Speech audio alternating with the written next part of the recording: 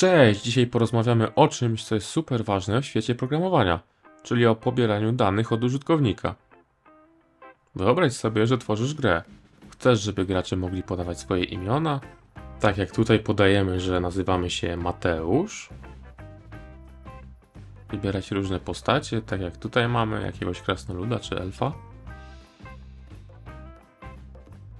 A może nawet wymyślać czary, jakieś Wingardium Leviosa, czy tam jakieś inne, nie? Jak to zrobić? Właśnie tutaj przydaje się pobieranie danych. To jak proszenie graczy o wypełnienie formularza. Możesz zadać im pytania, a oni wpiszą odpowiedzi. Te odpowiedzi, czyli dane, zostaną zapisane w programie i możesz ich używać, żeby gra była jeszcze fajniejsza. Na przykład, jeżeli gracz poda swoje imię, możesz je później wyświetlać w grze, zwracając się do niego po imieniu. Istnieje wiele różnych sposobów pobierania danych. Możesz używać okienek z polami tekstowymi, przycisków wyboru czy wybierania opcji z listy rozwijanej. W tym filmie pokażę Ci, jak to działa krok po kroku. Nauczysz się, jak tworzyć proste formularze w swoim programie i pobierać dane od użytkowników. Pamiętaj, że pobieranie danych to nie tylko gry.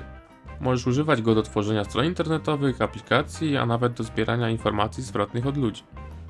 Będzie ciekawie, więc zapraszam do oglądania. Pobieranie danych od użytkownika za pomocą inputa. Zaczniemy od prostego użycia inputa. Będę to robił w języku Python, gdyż jest to najprostszy język dla nowych użytkowników. Input w programowaniu to narzędzie, które pozwala użytkownikowi wprowadzać dane do programu. Wyobraź sobie jak okienko w programie, do którego użytkownik może wpisać informacje, takie jak imiona, nazwiska, liczby, a nawet całe zdania. Używasz odpowiedniej komendy, aby dodać input do kodu.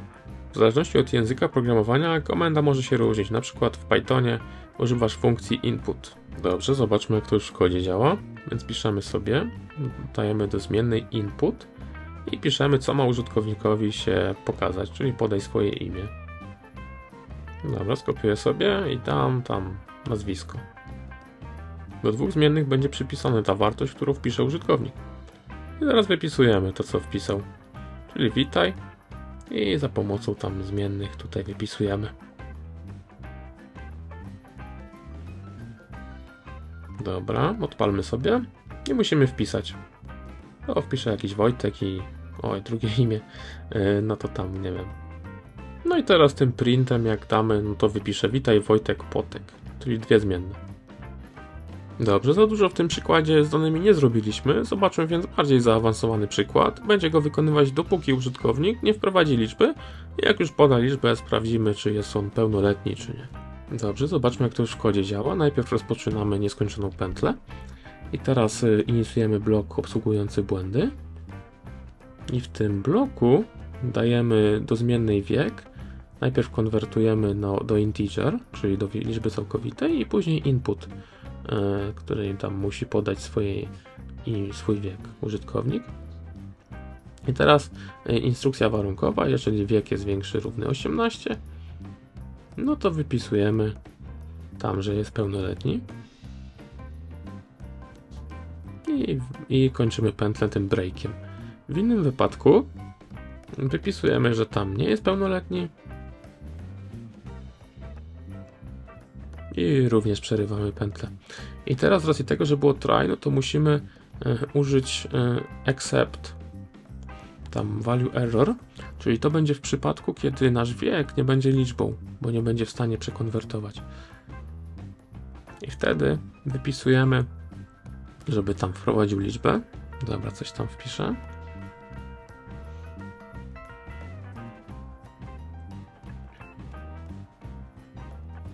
I dzięki temu będzie po prostu działało, dopóki nie poda tej liczby. Patrzcie, wpiszę EWQ, no i znowu będzie musiał podać. 12, no to jest niepełnoletni.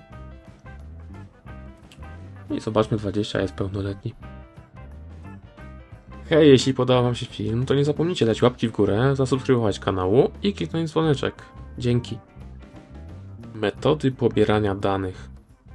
Istnieje wiele różnych metod pobierania danych od użytkownika, z których każda ma swoje zalety i wady. Oto kilka najpopularniejszych.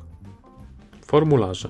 Formularze to klasyczny sposób zbierania danych od użytkownika. Mogą być używane do zbierania różnego rodzaju informacji, tak jak imiona i nazwiska, adresy e-mail, dane kontaktowe i nie tylko. Pola wyboru. Pozwalają one użytkownikom wybrać jedną lub więcej opcji z listy. Są często używane do zbierania danych o preferencjach, użytkownikach czy wyborach. Przyciski radiowe. Działają podobnie do pól wyboru, ale użytkownik może wybrać tylko jedną opcję. Są często używane do zbierania danych o binarnych wyborach użytkownika, takie jak wiek czy tam płeć. Pola tekstowe. Pozwalają użytkownikom wprowadzać dowolny tekst. Są często używane do zbierania informacji takich jak komentarze, opinie czy tam adresy URL. Listy rozwijane. Umożliwiają użytkownikom wybór jednej opcji z listy. Są często używane do zbierania danych o kategoriach czy grupach. Przyciski. Służą do wyzwalania akcji użytkownika. Mogą być używane do przesyłania formularzy, przechodzenia do innych stron, czy wykonywania innych zadań. Zobaczmy bardziej zaawansowany przykład za pomocą biblioteki TK-Inter. Zobaczmy, jak działa bardziej skomplikowany przykład, korzystając z biblioteki kodu TK-Inter. To jest takie zbiorowisko kodu, tam są różne funkcje i inne. Dzięki niej możemy stworzyć coś na wzór zwykłego formularza, który widzimy na stronie. Instalowanie. Dobra, wpierw musimy zainstalować Pythona, no to wchodzimy na ich stronę. Ona będzie w opisie i klikamy tam download.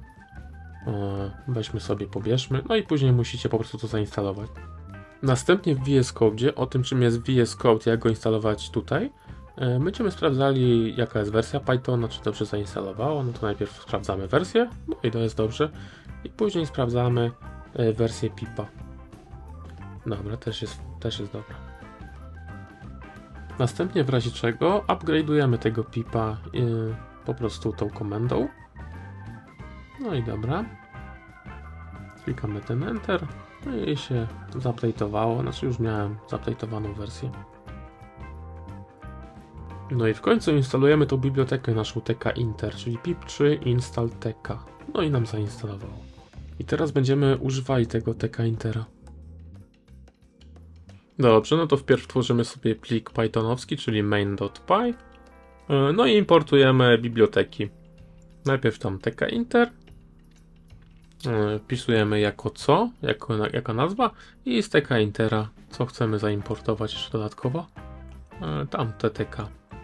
Następnie tworzymy sobie okienko za pomocą tam funkcji tego tk i tak.tk i nadajemy mu sobie tytuł, to będzie wyświetlone później jako w okienku, zaraz pokażę, będzie grafika. No i ustawiamy rozmiar jego, a tam pikselową wersję, i właśnie tak wygląda to okienko. Jest tytuł pobieranie danych, no i wielkość tej geometrii, tak, tam 500 na... Teraz dodajemy, to się nazywa etykieta, czyli to, co będzie pod okienkiem wypisane do naszych opcji. I widzicie, jak ja to piszę.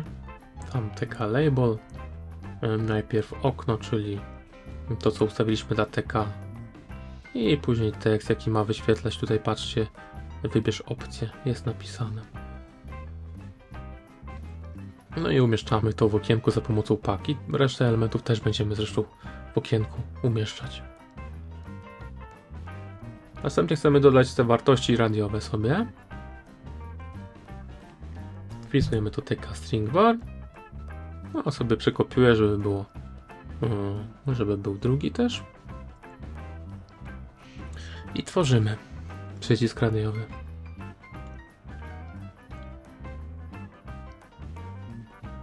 Najpierw dajemy tutaj do jakiego okienka i później jaki tekst będzie miał ten przycisk radiowy. Opcja 1.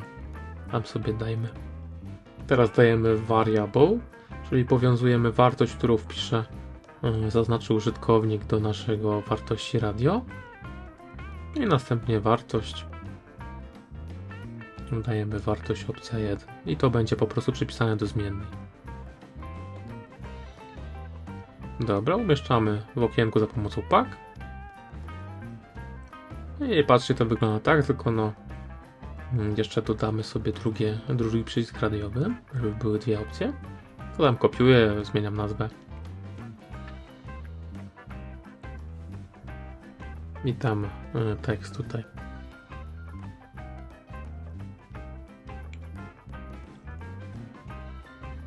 Wartość też przyda się zmienić. No nie może mieć tej samej. Znaczy, no może mieć, ale to bez sensu. Następnie dodajmy sobie pole tekstowe, czyli to, gdzie użytkownik będzie mógł sobie coś wpisać. I widzicie, jak to my to tworzymy. TK entry, do jakiego okienka, tak jak reszta. Później jak długie to będzie, bo będzie zaraz widoczne, o co chodzi z tą długością. I sobie dajemy do tego okienka. Dobra. Skopiujemy sobie, żeby były 2. I dajmy do drugiego inną długość. Tam nie wiem, za 30, nie? I widzicie, są 2. Jedno ma 20, a drugi 30. Inaczej to po prostu wygląda. Dobra, teraz się przyda opcja listy rozwijanej. Najpierw dajemy do listy opcję tej listy. Czy tam wpiszemy sobie po prostu w array. Następnie tworzymy wartości za pomocą tego string var. Ustawiamy, jaką będzie domyślna wartość. Tam opcja 1. Możemy wpisać coś innego, ale tutaj będzie domyślnie tak.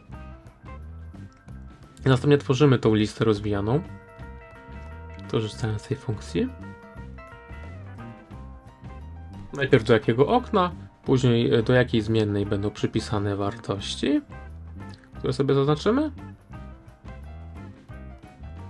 No i następnie jakie będą opcje tej naszej listy. Tu wpisujemy te opcje listy, czyli wyświetli to, co jest w tym array po prostu. I dobra. Dajmy w pack, czyli żeby po prostu było i widzicie, jak to wygląda, ta opcja rozwijana. Następnie sobie zdefiniujmy funkcję. Ta funkcja będzie po prostu pobierać te nasze wartości wcześniejsze, co zrobiliśmy i po prostu je wypisywać. Nic więcej nie będziemy robić, bo to ma być proste. Dobrze, no to wypisujemy wartość tego przycisku i wartość ze zmiennej, którą wcześniej daliśmy. No i żeby otrzymać z niej wartość, musimy użyć funkcji get. I teraz dostaniemy po prostu.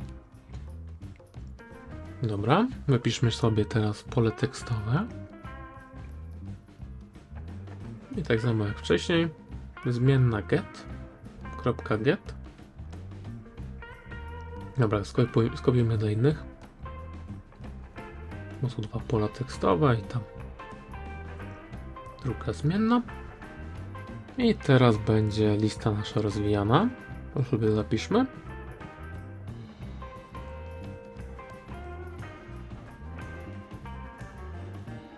No i tak samo jak wcześniej tu get.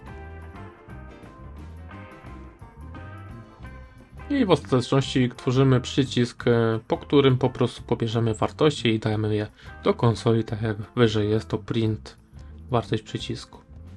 Dajemy jakie okno, później jaki tekst ma mieć ten przycisk i jaką funkcję ma wywoływać wtedy, czyli to, co na górze napisaliśmy. I widzicie, teraz to tak wygląda z tym guzikiem. Też musimy spakować jak resztę. I uruchamiamy sobie. Musimy najpierw skończyć pętlę za pomocą tego main loop. I klikamy guzik w VS Code. No i jest. Wpiszmy sobie jakieś losowe rzeczy. Dobra, zaznaczmy jakieś opcje. Teraz klikamy właśnie ten guzik i nam wyskoczy, patrzcie, widzimy to, co wypisaliśmy w funkcji. Dobra, jakieś inne dajmy.